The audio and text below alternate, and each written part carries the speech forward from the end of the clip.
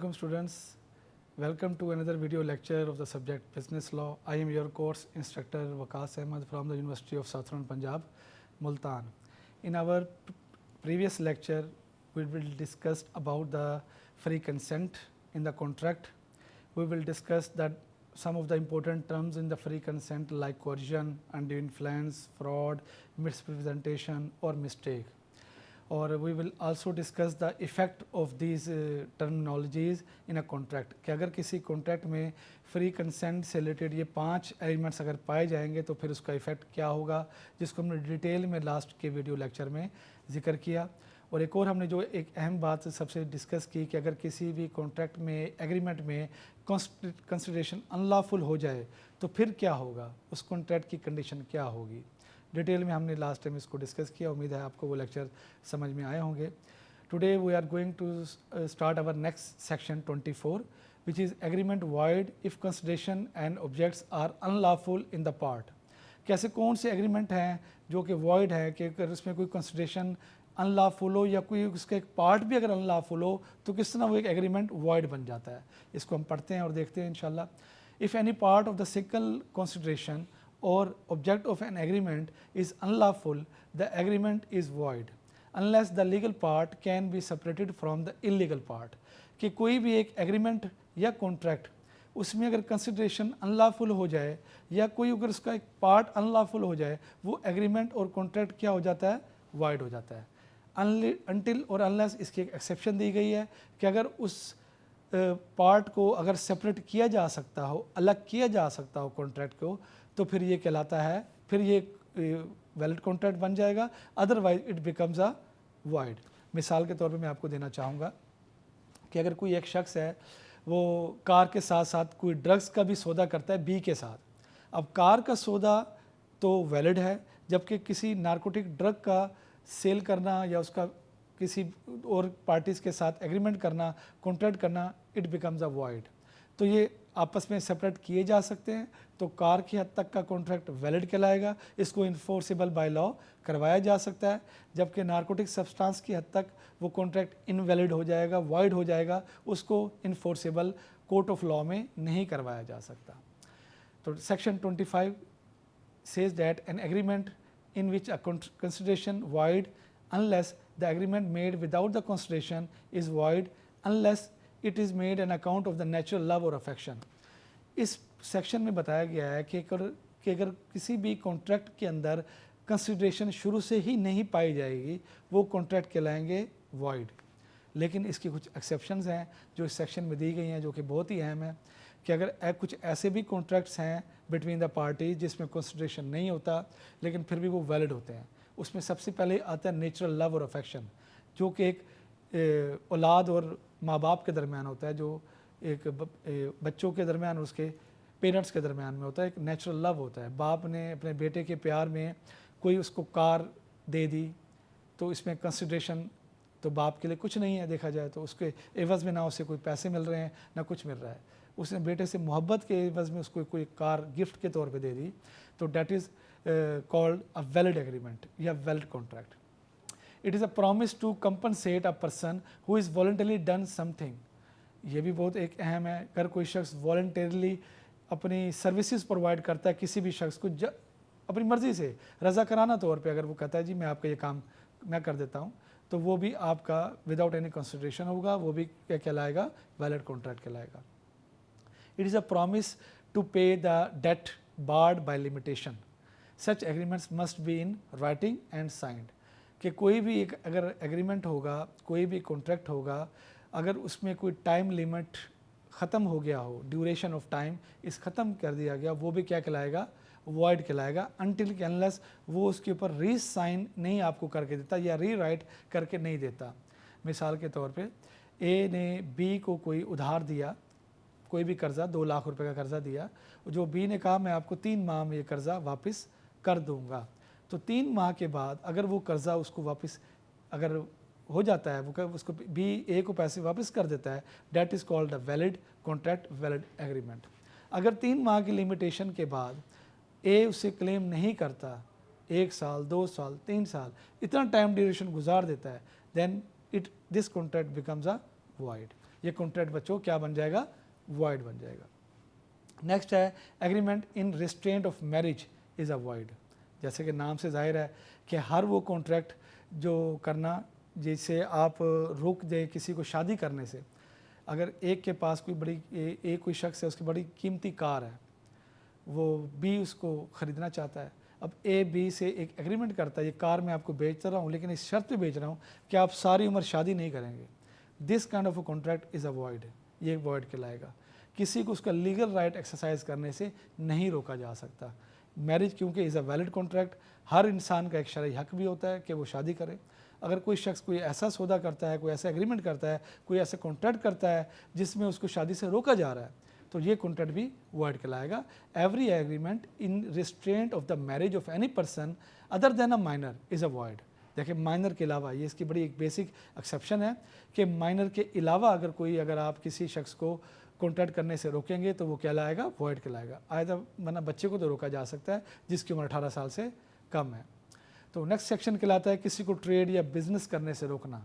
ये भी उसका कानून हक है, उसका कॉन्स्टिट्यूशनल राइट है। किसी को आप कोई बिजनेस या ट्रेड या कोई भी काम करने से नहीं रोकेंगे तो इस किस्म का भी एग्रीमेंट क्या हो जाएगा, वॉइड हो जाएगा।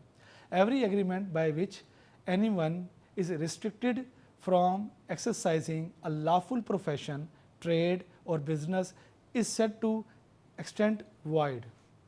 हर वो एग्रीमेंट, कॉन्ट्रैक्ट जो आपको रोकता है एक कोई किसी भी किस्म का प्रोफेशनल काम करने से, कोई बिजनेस करने से, कोई ट्रेड करने से, तो इस किस्म के कॉन्ट्रैक्ट क्या कहलाते हैं स्टूडेंट्स, वॉइड कहलाते हैं। मिसाल मैं आपको देना चाहूँगा, ए और बी ये दो आपस में पार्टनर्स हैं एक बिज़नेस के, उनके दरमियान किसी वजह से एक झगड़ा हो गया और वो अलग हो गए, उनकी पार्टनरशिप ख़त्म हो गई। अब ए और बी बिज़नेस जो इकट्ठे कर रहे थे, अब उन्होंने बिज़नेस अलहदा करने का फ़ैसला किया, जबकि उसको रोकने के लिए ए ने उसके साथ एग्रीमेंट किया, पार्टनरशिप को ख़त्म किया इस शर्त पर कि आप ये वाला बिज़नेस कहीं और जाकर नहीं करेंगे। तो this type of contract between A and B is a void. लेकिन इसकी एक्सेप्शन मौजूद है। एक्सेप्शन है reasonable restraint is a context of the sales of goods will. ये बड़ी एक अहम इसकी एक्सेप्शन है, किसी को एक रीज़नेबल हद तक रोका जा सकता है। मिसाल के तौर पे कोई अगर ए शख्स है, कोई फ्रेंचाइज उसने ली हुई है, अगर आप देखें KFC की एक फ्रेंचाइज़ है मुल्तान में कैंट चौक पे, हाई कोर्ट के पास कैंट चौक है, वहाँ पे KFC की बहुत बड़ी एक फ्रेंचाइज़ है। तो अगर कोई और फ्रेंचाइज़ वहाँ पे लेना चाह रहा है, एक रीज़नेबल रिस्ट्रेंट के ज़रिए उसे रोका जा सकता है कि उस कैंट एरिया के 3 से 4 किलोमीटर के अहाते के अंदर आप KFC की दूसरी ब्रांच नहीं बना सकते। तो ये जो रोकना है, इस किस्म का एग्रीमेंट कॉन्ट्रैक्ट ये वैलिड होगा। अदरवाइज़ किसी और को कहीं और बिज़नेस करने से रोकना, काम करने से रोकना, इस किस्म का एग्रीमेंट क्या कहलाता है, वॉइड कहलाता है। अब सेक्शन 28 क्या कहता है, agreements in restraint of legal proceeding void. हर वो एग्रीमेंट जो आपको लीगल प्रोसीडिंग, कानूनी कार्रवाई करने से रोके, वो भी वॉइड कहलाता है।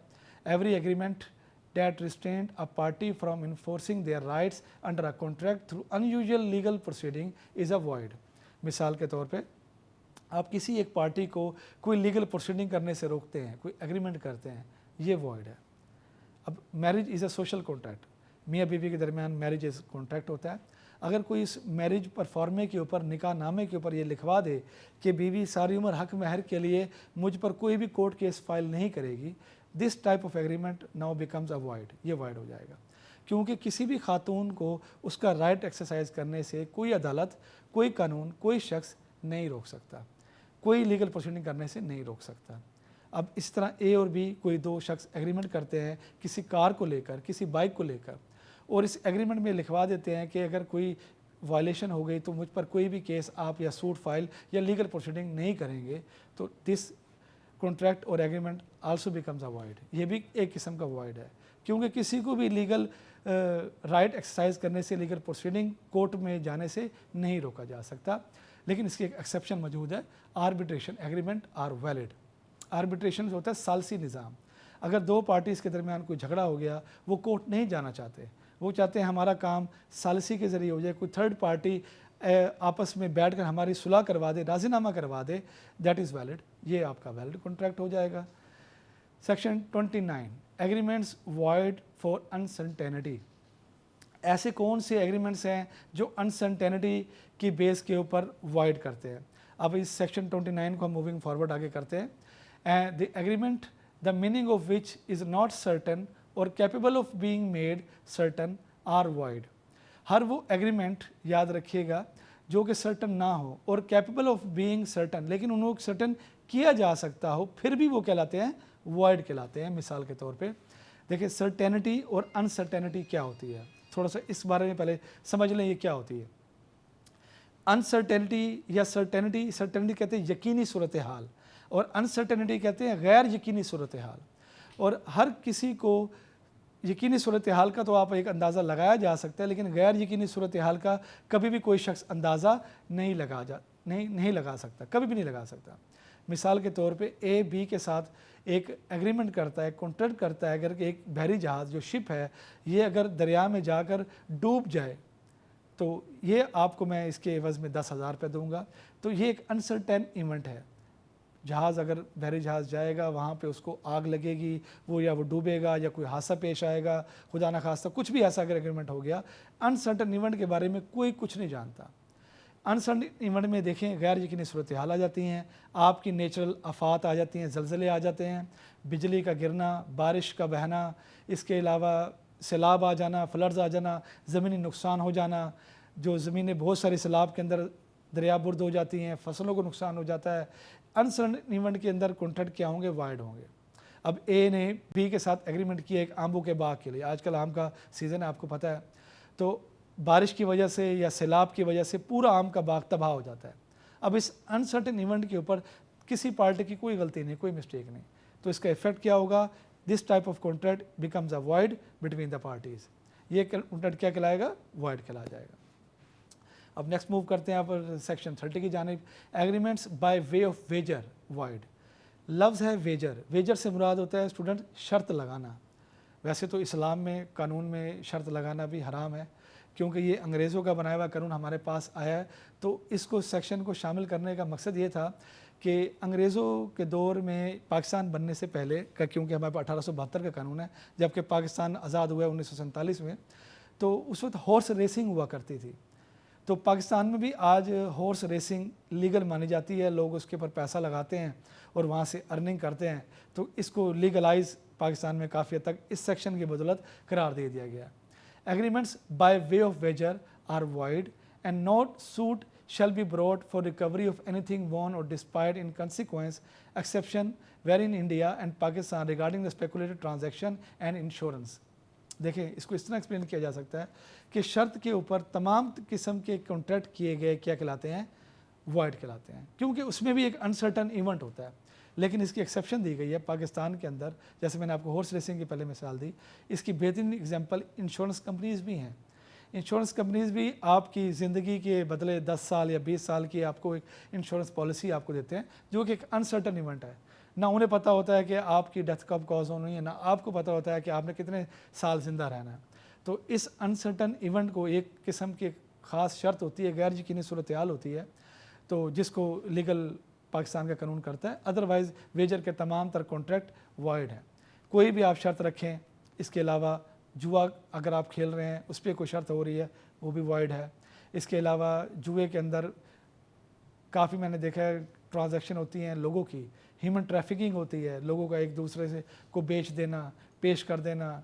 तो काफ़ी गांव में या बैकवर्ड एरियाज़ में आज भी शर्तें लगाकर जानवर को आपस में लड़वा कर, मुर्गाबाजी करके या कबूतरों के ऊपर भी आजकल काफ़ी उड़ाकर जो शर्तें लगाई जाती हैं, खेल किए जाते हैं। इवन कि जो क्रिकेट मैचेस होते हैं इन पे भी जो सट्टा या बाजी लगाई जाती है, वो सारे के सारे क्या हैं बच्चों, वॉइड है।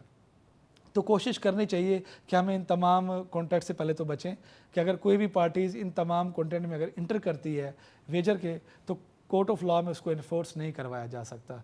कानून की नज़र में इस किस्म के कॉन्ट्रैक्ट क्या हैं, वॉइड है। इसकी बस कुछ एक्सेप्शन थी जो मैंने आपको बता दी, जैसे कि हॉर्स रेसिंग और इंश्योरेंस पॉलिसी। सिर्फ पाकिस्तान में इन दो चीज़ों को ही वैलिड माना गया है, क्योंकि ये अंग्रेज़ों के बनाया हुआ कानून था। उस दौर से दो बातें चली आ रही हैं और आज भी अब तक ये वैलिड है।